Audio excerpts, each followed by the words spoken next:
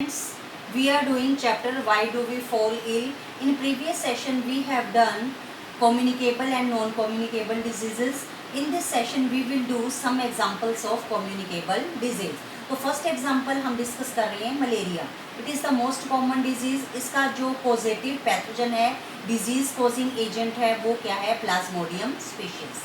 अब mode of transmission, इसको फैलने का, स्प्रेड होने का तरीका क्या है? By the bite of insect vector female anopheles mosquito. ये फीमेल एनाफिल मॉस्किटो की काटने से फैलता है. और when an infected female anopheles mosquito ये क्या करता है? मैन का ब्लड सक करता है. तो क्या करता है ये? It inject 1000 of Plasmodium. तो उसके अंदर ये 1000 प्लाज्मोडियम सलाइवा के थ्रू ह्यूमन ब्लड में स्प्रेड कर देता है. तो अब हमें इसका प्रिवेंशन कैसे करना है? तो मलेरिया को प्रिवेंट करने के लिए हमें क्या करना है? मच्छर से प्रिवेंट करना है, मॉस्किटो से, एनाफिल से, मतलब उसको काटने से हमें प्रिवेंट करना है.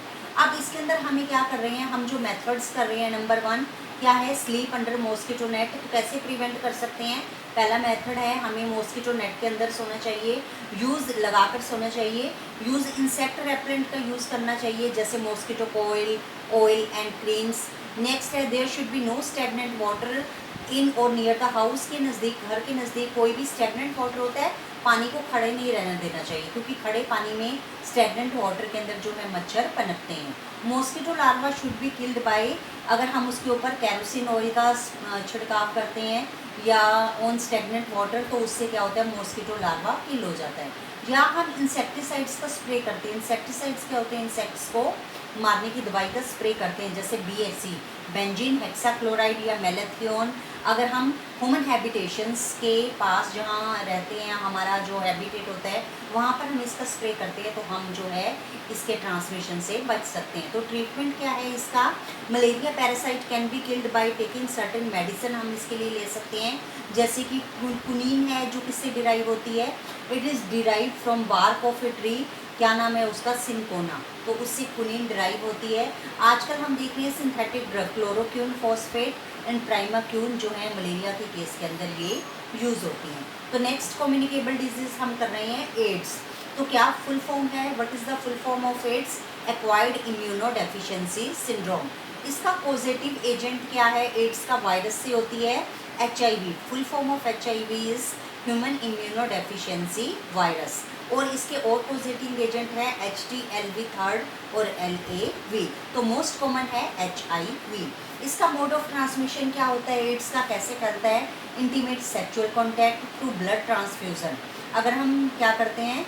ब्लड ट्रांसफ्यूज़न इन्फेक्टेड पर्सन से, अगर हेल्दी पर्सन के अंदर ब्लड ट्रांसफ्यूज़न हो जाता है, या एक दूसरे की नीडल और सिरिंजेस का हम कॉन्टामिनेटेड नीडल और सिरिंजेस का यूज़ करते हैं, या ऑर्गन ट्रांसप्लांटेशन से होता है, या मदर से चाइल्ड के अंदर आ जाता है ड्यूरिंग प्रेगनेंसी में, या क्लोज कॉन्टैक्ट बिटवीन इन्फेक्टेड और हेल्दी पर्सन थ्रू कट और वाउंड, क्योंकि ब्लड का ब्लड से ट्रांसफ्यूज़न हो जाता है. लेकिन ये कभी भी फिजिकल टच या शेयरिंग हैंड्स या मॉस्किटो बाइट या शेकिंग हैंड, हाथ मिलाने से ऐसे नहीं फैलता. तो किन तरीक़ों से ये फैलता है, जो हमने अभी डिस्कस किए. तो सिम्टम्स इसमें क्या होते हैं? HIV क्या करता है? हमारी इम्यून सिस्टम जो है बॉडी को, उसको क्या करता है? नष्ट कर देता है, डिस्ट्रॉय कर देता है. मतलब हमारी बॉडी में जो रेजिस्टेंस होता है टू फाइट अगेंस्ट डिजीज़, वो हमारा इम्यून सिस्टम कमज़ोर हो जाता है. और अटैक किस पे करता है? WBC, white blood cell. Symptoms क्या होते हैं एड्स? अगर किसी को एड्स है तो क्या क्या सिम्टम आएंगे? फ्लू लाइक इलनेस, उसका वेट लॉस हो जाएगा, फीवर होगा, भूख की कमी हो जाएगी, diarrhoea, loss of memory, brain damage. तो these are the symptoms of AIDS. Detection, पहचान कैसे होती है इसकी? HIV positive person can be identified through blood test by detecting the presence of anti-HIV antibodies.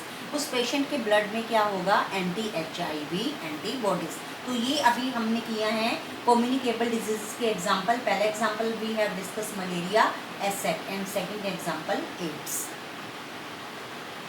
तो नेक्स्ट अब हम कर रहे हैं प्रिवेंशन की. एड्स से हम कैसे प्रिवेंट हो सकते हैं? एजुकेशन ऑफ मासेस, लोगों को एजुकेट किया जाए, अवेयरनेस हो उनके अंदर कैसे कि हम बच सकते हैं इस बीमारी से. डिस्पोजेबल सिरिंजेस का यूज़ करना चाहिए कि यूज़ करो और उसको थ्रो कर दो. Avoiding sexual intercourse with the strangers. Testing the blood, अगर किसी को ब्लड देना है तो उससे पहले उसकी चढ़ाना है तो उसकी जांच होनी चाहिए कि कहीं वो HIV पॉजिटिव पर्सन का तो नहीं है. रूटीन चेकअप होना चाहिए गवर्नमेंट एजेंसी, ताकि उससे HIV पॉजिटिव पर्सन का पता चल सके। कंट्रोल और ट्रीटमेंट क्या है, अगर हम देखें तो एड्स का कोई भी क्योर नहीं है। तो अभी हमने किए हैं कम्युनिकेबल डिजीज, जिसमें हमने मलेरिया और एड्स डिस्कस किए। Now we are doing organ specific and tissue specific manifestations. क्या मीनिंग है, disease causing microbe enter the body through different means, कि जो डिजीज कॉजिंग माइक्रोब है वो ह्यूमन बॉडी में एंटर करता है डिफरेंट तरीके से। जैसे अब टारगेटेड ऑर्गन क्या है और उसके क्या सिम्टम होते हैं। अगर हम देखते हैं कि किसी पर्सन को अगर कफ है या ब्रीथलेसनेस है, सांस लेने में तकलीफ हो रहा है, तो टारगेटेड ऑर्गन किस ऑर्गन को वो इफेक्ट कर रहा है, लंग को। जैसे अगर लीवर अगर ऑर्गन अफेक्टेड होता है किस डिजीज़ के अंदर, जॉन्डिस अगर किसी को पीलिया हो जाता है, तो अगर हम देखते हैं हेडेक कोई सिम्टम्स आ रहे हैं या वॉमिटिंग फिट्स, तो उसका कौन सा टारगेटेड ऑर्गन है, ब्रेन। फिर उसके बाद आता है, अभी तो हमने किए हैं ऑर्गन स्पेसिफिक, अब हम कर रहे हैं टिश्यू स्पेसिफिक। जैसे कि अभी हमने डिस्कस किया है HIV इन्फेक्शन, वायरस इसके अंदर क्या करता है, सीधा ही इम्यून सिस्टम को वीक कर देता है एंड डैमेज द फंक्शन। हमारी जो बॉडी है उसमें रेजिस्टेंस कम हो जाता है टू फाइट अगेंस्ट डिजीज़, तो हम जल्दी जल्दी बीमार होना शुरू हो जाते हैं। तो प्रिंसिपल क्या है ट्रीटमेंट का, नंबर 1 उसमें हम डिस्कस करते हैं by reducing the effect of disease. उसमें क्या करेंगे, हम डिजीज़ के इफेक्ट को कम कर देंगे। तो वो कैसे हो सकता है कि हम उससे दवाइयाँ लें, मेडिसिन लें, जिससे हम क्योर हो सकते हैं, या अगर हम बेड रेस्ट करते हैं तो जिससे हमारी एनर्जी कंजर्व होती है। या फिर सेकंड केस क्या है, by killing the cause of disease, कि डिजीज़ का कोज क्या है हम उसको ही किल कर दें। तो उसके अंदर भी हम क्या करेंगे, टू यूज़ मेडिसन, हम दवाई लेंगे जो माइक्रोब को किल कर देगी।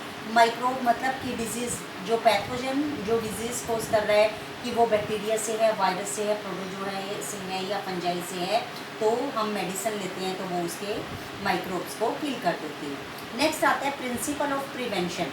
प्रिवेंशन का मतलब बचने का जो सिद्धांत है, प्रिंसिपल है, वो क्या है, इसके अंदर हम देख रहे हैं 3 limitations in dealing with infectious disease. Number 1 तो है कि one someone has a disease, अगर किसी व्यक्ति को कोई भी बीमारी हो जाती है, उसके बॉडी फंक्शंस डैमेज हो जाते हैं, और या तो एक केस हो सकता है कि वो कभी भी रिकवर नहीं करता। सेकंड क्या होता है कि अगर ट्रीटमेंट है तो it will take some time, उसको थोड़ा सा समय लग जाएगा। और थर्ड के अंदर आता है person suffering from infectious disease, अगर पर्सन कोई कम्युनिकेबल या इन्फेक्शियस डिजीज़ से सफ़र कर रहा है तो वो सोर्स का काम कर रहा है, जिससे कि और व्यक्ति कोई हेल्दी पर्सन्स है वो भी क्या होगा, इन्फेक्टेड पर्सन से हेल्दी पर्सन के अंदर वो डिजीज़ स्प्रेड हो जाती है। अब हम क्या कर रहे हैं, 2 वेज टू प्रिवेंट डिजीज़। अब हम डिजीज़ को कैसे प्रिवेंट कर सकते हैं, उसके 2 वेज हैं।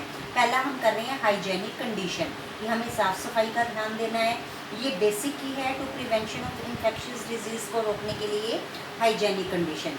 इसके अंदर आता है अब एयरबोर्न माइक्रोब। एयरबोर्न माइक्रोब में हम देखते हैं कैसे प्रिवेंट कर सकते हैं, अगर हम कहते हैं कि providing living condition not over crowded ना हो, एयरबोर्न माइक्रोब।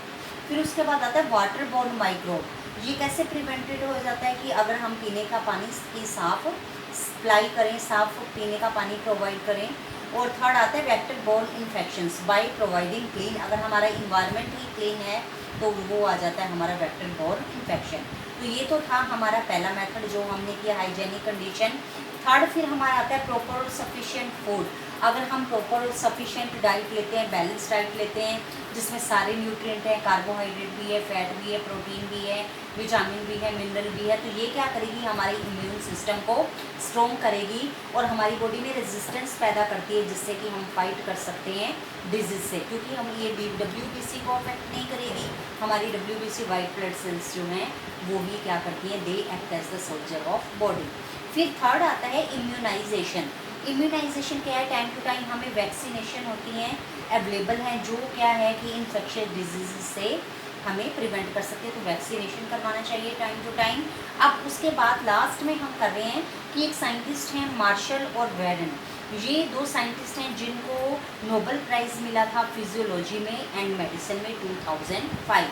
तो स्टूडेंट्स अभी हमने यहाँ पर किए हैं कम्युनिकेबल डिजीज़ जैसे मलेरिया और एड्स, फिर उसके बाद हमने इसका प्रिवेंशन किया, ऑर्गन स्पेसिफिक और टिश्यू स्पेसिफिक मैनिफेस्टेशन किया। तो student this chapter is completed here. Why do we fall ill, जो कि चैप्टर बायोलॉजी का था, ये चैप्टर अब हमारा यहाँ पर ख़त्म हो गया।